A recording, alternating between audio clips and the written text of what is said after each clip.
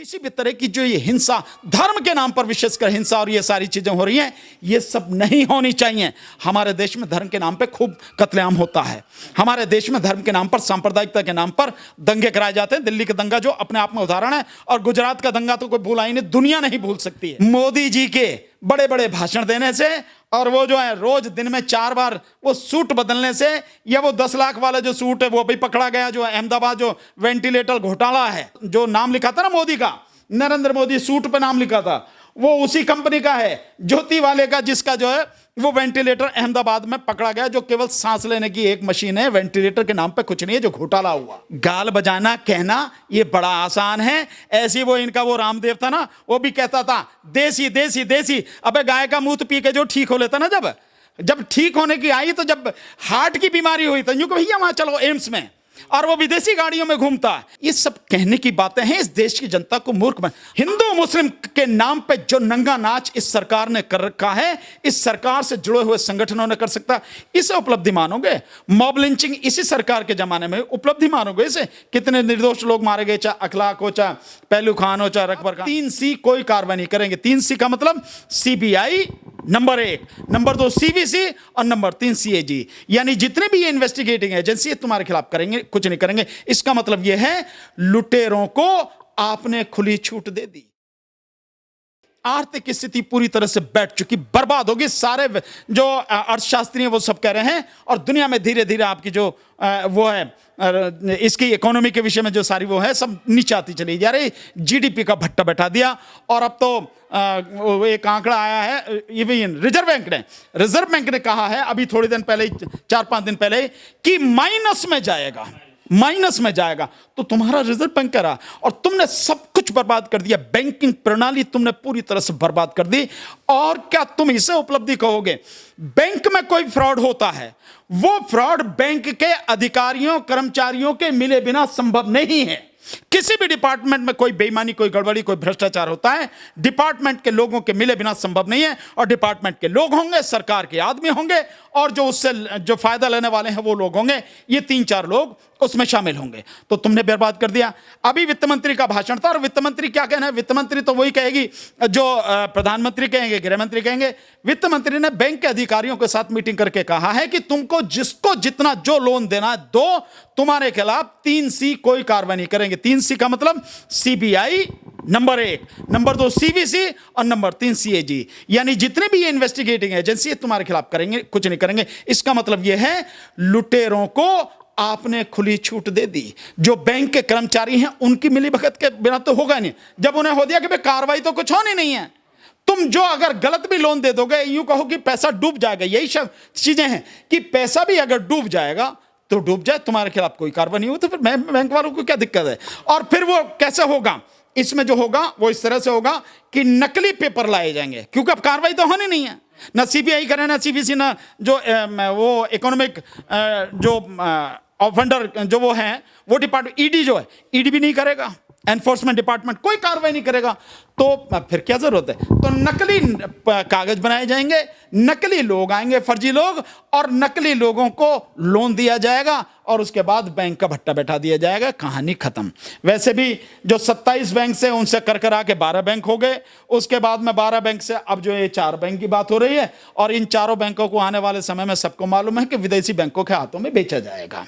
तो सरकार इस सब बर्बादी को क्या कहती है? इसे उपलब्धि मानेंगे? हिंदू मुस्लिम के नाम पे जो नंगा नाच इस सरकार ने कर रखा है, इस सरकार से जुड़े हुए संगठनों ने कर सकता, इसे उपलब्धि मानोगे? मॉब लिंचिंग इसी सरकार के जमाने में उपलब्धि मानोगे इसे? कितने निर्दोष लोग मारे गए, चाहे अखलाक हो, चाहे पहलू खान हो, चाहे अकबर खान। ये सारी की सारी चीजें जो हुई हैं। सर, ये आत्मनिर्भर की बात करते हैं, और वो भी इस समय में जब मजदूर खुद अपने बलबूते खड़े होकर के तमीज में घर नहीं आ सकते, उनके पैरों में चप्पल नहीं है, इस समय में आत्मनिर्भर उनके भरोसे छोड़ देना कितना सही लगता है? नहीं, आत्मनिर्भर के लिए मैं बहुत अच्छी बात है आप जो कह रहे हैं। प्रधानमंत्री जिन गाड़ियों में चलते हैं, जिन हथियारों से प्रधानमंत्री की सुरक्षा होती है, जो इंस्ट्रूमेंट प्रधानमंत्री को जो इस्तेमाल होते हैं उनकी सुरक्षा में, वो सारे के सारे, और जो वो फोन इस्तेमाल करते हैं, पूरी जो सब चीजें और जितने भी सारी चीजें लगी हुई हैं, पहले उनको हटाओ, उनकी जगह अपने देश की लगाओ, तब पता लगेगी कितने आत्मनिर्भर हो। ये गाल बजाना कहना ये बड़ा आसान है। ऐसी वो इनका वो रामदेव था ना, वो भी कहता था देसी देसी देसी। अबे गाय का मूत्र पी के जो ठीक हो लेता ना, जब ठीक होने की आई, तो जब हार्ट की बीमारी हुई तो यूं को भैया वहां चलो एम्स में, और वो विदेशी गाड़ियों में घूमता है। ऐसी वो दूसरा उसके साथ में जो लगा रहा है रामदेव के साथ में, जब बीमार हुआ तो एम्स में भर्ती हुआ। ये सब कहने की बातें हैं। इस देश की जनता को मूर्ख बना। आत्मनिर्भर कब होगा? क्या आप एजुकेशन में आत्मनिर्भर हैं? अगर एजुकेशन में आत्मनिर्भर होते तो देश में से 6-7 लाख जो स्टूडेंट है हर साल बाहर जाता है, लगभग 2,10,000 करोड़ रुपया उनकी एजुकेशन पे खर्च होता है। उनके वहां रहने के उस पर तो अलग ही छोड़ो, सिर्फ जो फीस जाती है उस पर खर्च होता है। अगर होते तो सबसे पहले कोई भी देश अगर आत्मनिर्भर होगा तो पहले एजुकेशन उसकी होनी चाहिए, बहुत बढ़िया होनी चाहिए, तब होता है आत्मनिर्भर। इसके बाद जो आत्मनिर्भर होगा उस देश में जो है किसी भी तरह की जो ये हिंसा, धर्म के नाम पर विशेषकर हिंसा और ये सारी चीजें हो रही हैं, ये सब नहीं होनी चाहिए। हमारे देश में धर्म के नाम पे खूब कत्लेआम होता है। हमारे देश में धर्म के नाम पर, सांप्रदायिकता के नाम पर दंगे कराए जाते हैं। दिल्ली का दंगा जो अपने आप में उदाहरण है, और गुजरात का दंगा तो कोई भूला ही नहीं, दुनिया नहीं भूल सकती है नहीं? आत्मनिर्भर होने के लिए आप इस देश का जो किसान है, जो मजदूर है, काम तो वही करता है ना। असली काम कौन करता है? किसान और मजदूर। पहले उस किसान और मजदूर को आत्मनिर्भर बनाओ। उसे तो तुमने गुलाम बना के छोड़ दिया, उसे तो तुमने पूरी तरह से भिखारी बना दिया। किसान भिखारी बन गया, मजदूर भिखारी बन गया, और इस कोरोना संकट के समय तो सब कुछ समझ में आ गया कि तुम किसी के नहीं हो। कैसे आत्मनिर्भर बनेगा? किसान आत्मनिर्भर बनेगा, मजदूर आत्मनिर्भर बनेगा, शिक्षा हमारे यहां होगी, और जो मेडिकल फैसिलिटी है, अब तक भी, आज क्या तारीख है? आज तारीख है 1, यानी 68 दिन हो गए। 68 दिन के बाद भी आप डॉक्टर्स को जो पीपीई किट है, जो मेडिकल फैसिलिटीज हैं, डॉक्टर्स को, नर्सेस को, पैरामेडिकल जो स्टाफ है उसको, लैब असिस्टेंट हैं, जो आपके जो और डिपार्टमेंट के विशेषकर पुलिस वगैरह के जो लोग, आप उन्हें ये नहीं दे पा रहे हैं। आत्मनिर्भर की बात करेंगे आप? ये सिर्फ नौटंकी है। ये नरेंद्र मोदी ने हमेशा से ये रहा है प्रधानमंत्री का कि सिर्फ बड़े बड़े शब्द इस्तेमाल करो, बड़े बड़े जो वो दिखाओ, सपने दिखाओ, और उसके बाद हवा निकल जाती है, कुछ नहीं है। ऐसे आत्मनिर्भर नहीं बनता। अभी प्रधानमंत्री ने एक पत्र लिखा था, उसमें वो ये कह रहे हैं कि चाहे कुछ भी हो जाए, हमें अपने पैरों पे खड़ा होना ही होगा। अब आप एक बात बताइए मुझे कि जो मजदूर है, प्रवासी मजदूर हैं, वो तो अपने पैरों पे इतना खड़ा है कि पैदल चलने के लिए भी रास्ता तक नाप दिए। इसको लेकर के आप कैसे समझते हैं? नहीं, आप लोगों के पैर काट दो, हाथ काट दो, उनको बर्बाद कर दो, उनको खाने के लिए आप रोटी नहीं दे सकते। ये औकात है तुम्हारी। जो बीजेपी आत्मनिर्भर भारत की बात करती है, उस बीजेपी की औकात ये है कि जो ट्रेनों में लोग चल रहे हैं, झूठ बोला जा रहा है कि 85% पैसा जो केंद्र सरकार दे रही है और 15% स्टेट दे रहा।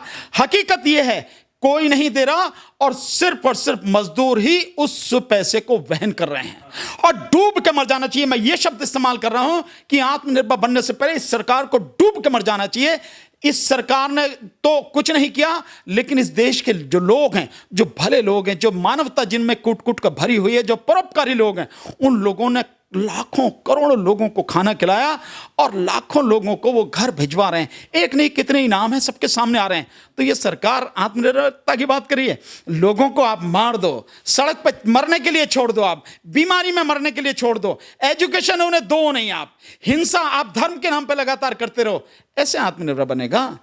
आत्मनिर्भर बनने के लिए पहले सरकार को समर्पण करना पड़ेगा, और ये उन हालात में है कि जब देश दौर से गुजर रहा है, सरकार की अमीरी में कोई फर्क नहीं है, सरकार के जो है पैसे की जो है मौज मस्ती में कोई फर्क नहीं है, किसी भी तरह के खूब पैसा हो रहा।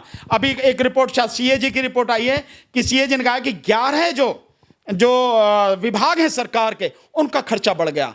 मैं ये सवाल पूछना चाहता हूं, तुम दे किसी को कुछ नहीं रहे, सब कुछ तुमने प्राइवेट कर दिया, नौकरियां तुमने खत्म कर दी। जो 4% डीए बढ़ाया था सेंट्रल गवर्नमेंट एम्प्लॉइज का और पेंशनधारियों का, जिनकी संख्या करीब 54 लाख तो वो हैं गवर्नमेंट एम्प्लॉय हैं सेंट्रल गवर्नमेंट के, और करीब 60 लाख जो हैं वो पेंशनर हैं, यानी 1,14,00,000 लोग। इनको जो दिया था वो आपने बंद कर दिया, वापस ले लिया। उनका पैसा आपने जो पीएम केयर फंड वगैरह उसमें डालने की बात हो रही है। तो 4% जो था 37,000 करोड़ रुपया वो बैठता था, आप वो नहीं दे रहे लोगों को। क्या करोगे आप? क्या दोगे आप? तो ये जो सारी की सारी चीजें, आत्मनिर्भर कहना आसान है, आत्मनिर्भर नहीं, जब आपने लोगों का आत्मसम्मान ही खत्म कर दिया तो आत्मनिर्भर क्या बनेंगे? आत्मनिर्भर बनने के लिए पहले आत्मसम्मान होना चाहिए, फिर शिक्षा होनी चाहिए, फिर रोजगार होना चाहिए, फिर सुरक्षा होनी चाहिए, और फिर किसान और मजदूर खुशहाल होना चाहिए, तब आत्मनिर्भर बनता है। केवल मोदी जी के बड़े बड़े भाषण देने से और वो जो है रोज दिन में 4 बार वो सूट बदलने से, या वो 10 लाख वाला जो सूट है वो भी पकड़ा गया, जो अहमदाबाद जो वेंटिलेटर घोटाला है उसमें वो भी वो उसकी वो कंपनी है, उसी ने जिसने वो 10 लाख का जो नाम लिखा था ना मोदी का, नरेंद्र मोदी सूट पे नाम लिखा था, वो उसी कंपनी का है, ज्योति वाले का, जिसका जो है वो वेंटिलेटर अहमदाबाद में पकड़ा गया, जो केवल सांस लेने की एक मशीन है, वेंटिलेटर के नाम पे कुछ नहीं है, जो घोटाला हुआ है ना। मतलब इस तरह से आत्मनिर्भर बनेगा। और बीजेपी के जो अध्यक्ष वगैरह हैं वो सारे हिमाचल प्रदेश में पकड़े गए, वो भी उसमें थे, पीपीई किट में जो घोटाले में, वो तो रिकॉर्डिंग है। और इससे पहले जो 19 करोड़ 75 लाख रुपए का जो घोटाला हुआ है, जो आईसीएमआर वगैरह को जो टेस्टिंग किट चाइना से आई, ऐसे आत्मनिर्भर बनेगा, ऐसे आत्मनिर्भर बनेगा कि आप जो पीएम केयर फंड का जो पैसा उसे दबाए, मतलब बता नहीं रहे लोगों को।